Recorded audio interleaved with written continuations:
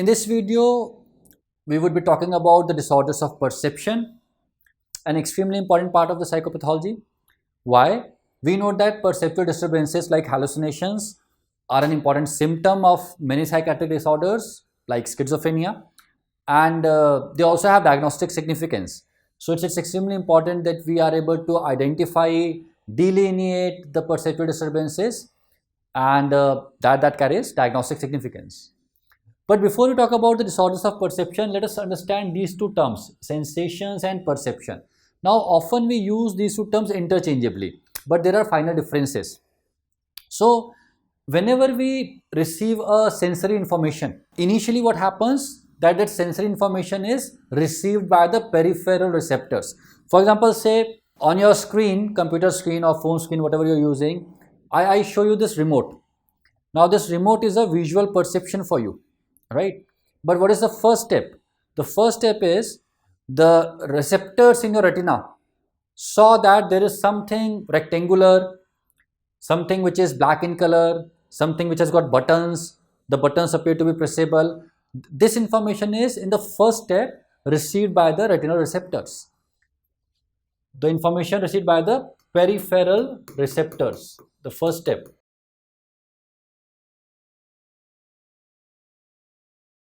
What would be the next step?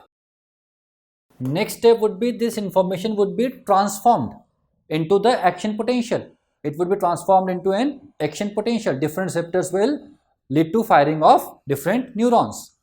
The transformation happens. Now what will happen? Now the transmission will happen. After the transformation, the transmission will happen. The information would be transmitted across the visual pathway.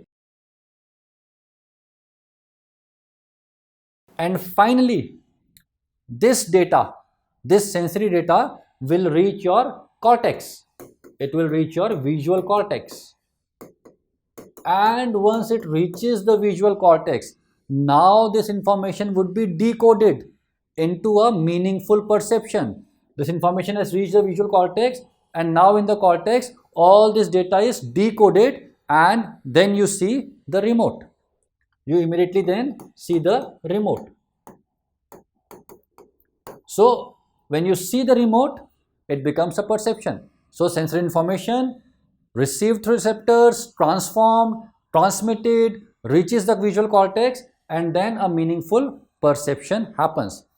Now, before you could identify it as a remote, other things also happen. The process of perception require other things also. For example, it may require memory or past experiences, even emotions. They may be involved. Attention may be involved. What do I mean by these things? So when I showed you this remote, because you have seen multiple remotes in your life, because you have memory of multiple remotes, immediately your brain was able to decode that this rectangular thing which has got buttons, which has got this red symbol, the button seems pressable, it must be a remote. You used your memory to identify that. If somebody was seeing this thing for the first time, the mind would not be able to perceive it as a remote. The memory helped you. Sometimes even attention helps. While you are looking at your computer or mobile screen and watching this lecture, there are many other sensory stimuli in your vicinity, but you are not seeing them. Maybe the clock is ticking, but you are not really hearing it. Why? Because attention is not being given to those stimuli. So for perception to happen, attention is also important. Emotional states may be important. Sometimes what happens is people, when they are anxious, they may be able to perceive a lot of things, a state of hyperarousal where your attention is going to all the different stimuli. So all these things and many other things may have a role before you can finally perceive something. So this is the difference between the sensation and perception, though the words are used interchangeably, but as you saw, there are finer differences. Now there is another important concept, the concept of imagery. What is imagery? Now while you are watching this video, if I ask you to imagine your professor or your consultant standing in the lecture theater or standing in the ward, I ask you to imagine your professor standing in the ward or standing in the lecture theater. an image would flash in your mind. That is imagery. So what is imagery? Basically, it is an internal representation. It is an internal representation of the outside world. Internal representation of the external world. Imagery can be in any sense. It does not have to be only visual imagery. For example, it keeps on happening that some sound, that some song keeps on playing in our minds, right? What is that? That is also imagery, right? Internal representation of the external world. Don't think that imagery is only visual. Now, if we have to identify the differences between imagery and the real perception, what would they be? The image that you saw in your mind of your professor or of your consultant standing in the lecture theater, that image, and you are looking at me. I'm a real perception for you. You are looking at me and you are also hearing me. So basically there is a visual perception as well as auditory perception. But for a moment, let's forget the auditory perception. Let's only give attention to the visual perception part. You are looking at me on your computer screen or phone screen. This is a visual perception, and you are also imagining the consultant of yours standing in a lecture theater. What is the difference between these two? I am a real perception for you, and the professor is or consultant is a imagery. What are the differences? Let's look at them. Normal perception, I am standing here, you can see me on your computer screen. Imagery, your professor in the lecture theater. In normal perception, the stimulus is present. There is a stimulus coming out of your computer screen or phone screen. But in case of imagery, is there a stimulus present? No, right? There is no stimulus present. This is the first difference. Of course, imagination, no stimulus present. Real perception, stimulus is present. Where are you seeing me? I am in your external and objective space. You are seeing me on the screen. The screen is outside your mind, external and objective. But where are you seeing the professor?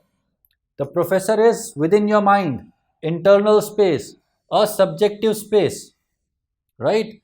While I am on your screen, external space. You can clearly delineate the visual perception. You know that till here is the body of Dr. Praveen and here is the screen, clearly delineated. But when you are imagining, when you have the imagery of the professor in the lecture theater, is the delineation so clear? No. So, clearly delineated, incomplete or poorly delineated. Sensory elements are full and fresh. So all sensations have multiple elements. For example, the visual perception or visual sensation consists of multiple things. There is size, there is shape, there is color. So for example, you can see all these sensory elements very clearly about me. You can say that I am wearing a blue color blazer. You can say that I am wearing a tie. You can say that I am wearing specs, right? Everything is very clear. But when it comes to imagery, can you see things in details? Are all the elements clear in your mind? The answer is no. It's a hazy image in your mind. I am constant. I will stay on your screen, right? But what about the image of the professor? It's not constant. The moment you start focusing more on what I am saying, that image starts to disappear. Then you have to recreate it. But in my case, when I am on your phone screen or computer screen, I am constantly there, right? You don't have to recreate me again and again. Finally, whether you like it or not, I would still be speaking. I would still be there on the screen. My presence on your screen is not dependent on your will, but the image in your mind of your professor is dependent on your will. You have to put an effort to imagine it. And when you stop putting effort, it disappears. So these are the differences between the normal perception and the imagery. Interestingly, most of the criteria of normal perception are also fulfilled by the hallucinations, as we will see later. So please remember this, the differences between normal perception and the imagery. Let us talk about the disorders of perception now. The disorders of perception can be broadly divided into sensory distortions and sensory deceptions or false perception. Let us understand in more details what these mean. So first of all, sensory distortion. Now in sensory distortion, what happens is the perception that the person has is distorted in some way. What do I mean by that? Say you show the patient a ball, a cricket ball which is red in color, the ball is leathery, the ball has got seam on its surface. You show that ball to the patient and this patient has a sensory distortion. What will happen? The patient would be able to identify the object. He would be able to identify that it's a cricket ball, but the perception that he has would be distorted in some way. What are these ways? The distortion may be in the size. The patient may see the ball smaller or larger than what it is. It may be in the distortion may be in the form of shape. Distortion may be in the form of color. So any of these things could be distorted. Any of these elements could be distorted. But the important thing is, patient is still able to identify the object. Object is identified, but it is perceived in a distorted manner. So what are the kinds of distortions that are usually seen? So before that, what is our definition? A constant real perceptual object is perceived in a distorted way, right? This is the exact definition. What are the ways in which distortion may manifest? The first is changes in the intensity. There may be increase in intensity or there may be decrease in intensity. What does it mean? Again, let's go back to the example of cricket ball. So you show the person the cricket ball. If the person has hyperesthesia, increase in intensity, so the patient will say, if the hyperesthesia involves the color of the ball, the patient would say that this ball is bright red in color. The patient would perceive the ball as bright red, much more red than what it really is. The color appears much more brighter. And on the other hand, if the person has hypoesthesia, the ball will appear to be dull in color. This usually happens in emotional disturbances. For example, a patient who has mania would probably have hyperesthesia. You show a flower to a patient with mania, the colors that the manic patient would see would be much more brighter than what they really are. On the other hand, you show a patient with depression a flower and the colors that he would see would be much more dull. So emotions may result in hyperesthesia or hypoesthesia.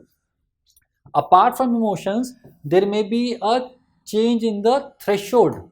The physiological threshold may change. For example, sometimes in patients with depression, anxiety, migraine,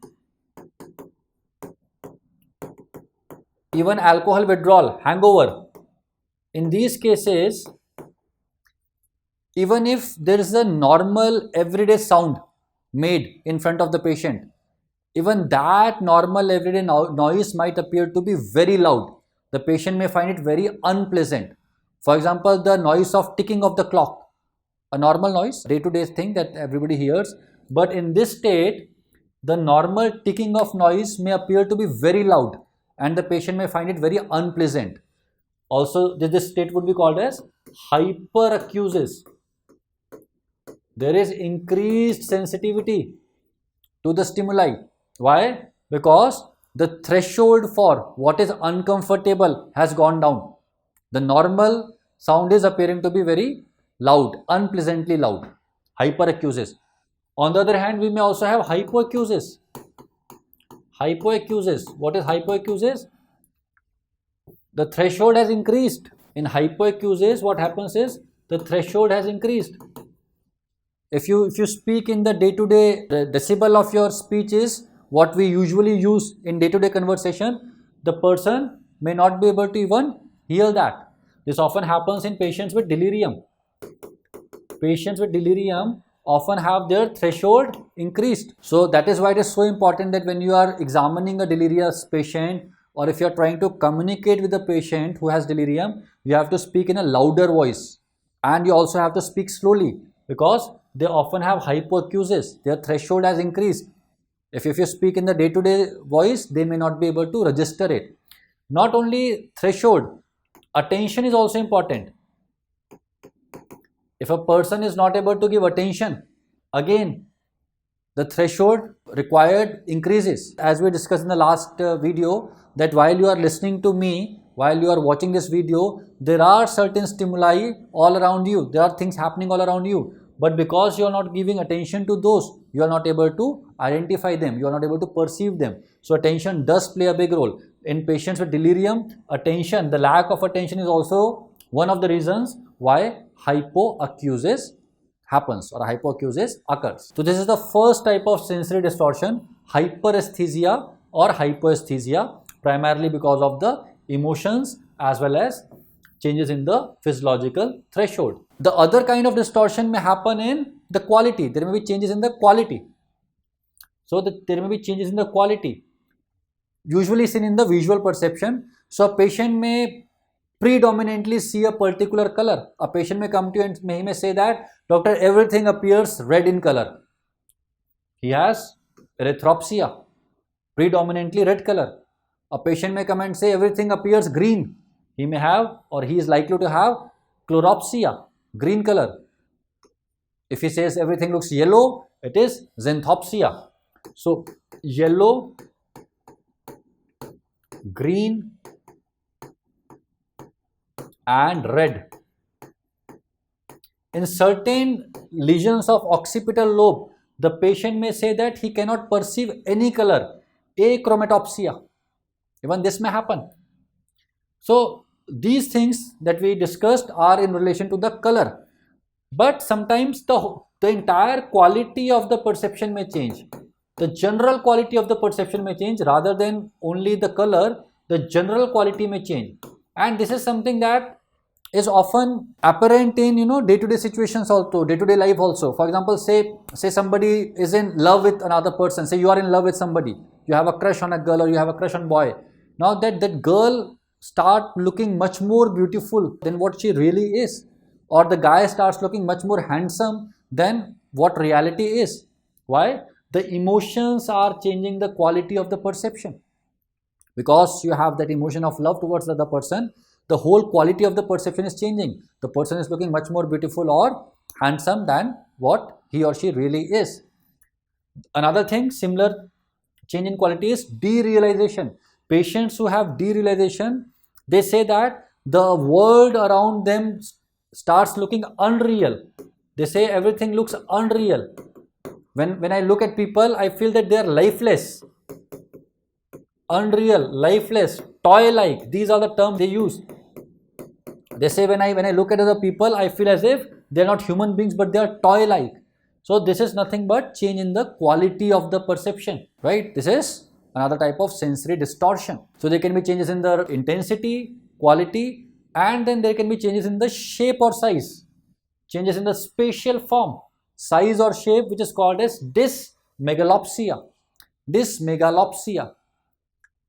An object may appear smaller than what it really is. This is called as micropsia. If the object looks smaller, it is micropsia. If the object looks larger than what it actually is, it is called as macropsia or megalopsia. The object may appear, it may appear to you as if the object has retreated. It is at a distance. In that case, we call it poropsia. Retreated. It has gone back in distance. It is at a distance. It is called as poropsia. If the object starts looking irregular, it is called as metamorphopsia. Metamorphopsia is the object is appearing irregular. And if metamorphopsia involves the faces, in that case we call it paraprosopia. Metamorphopsia involving the face. Metamorphopsia involving the face is called as paraprosopia. Right? So all of these are changes in the spatial form. They are usually because of the retinal disturbances. For example, if the retina becomes edematous, then the object may start appearing smaller. They could also be because of disturbances of accommodation or even lesions in the cortex. So these are some of the changes in the spatial form. What else is under sensory distortion? There can be distortions of the experience of time. The time may appear to be passing by at a faster rate or a slower rate than what it really is. For example, a patient with depression may say that time has come to a standstill. A patient with depression may say the time has come to a standstill. It appears that the time is not moving at all.